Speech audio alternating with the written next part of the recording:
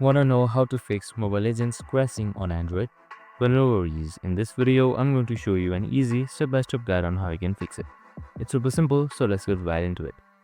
Now, first things first, simply open up your Mobile Legends and see if it's still crashing. So if it is, you can just simply hold on to it and head towards its app settings. Now, once you're under its app settings, on the bottom right side, you should see clear data right here. Just simply select it and then select clear cache.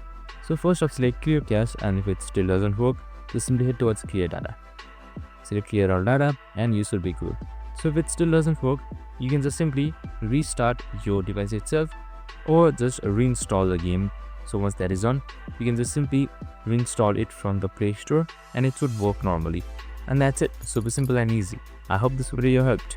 If it did, make sure to like, subscribe and tune in with us for more of these videos. See you in the next one.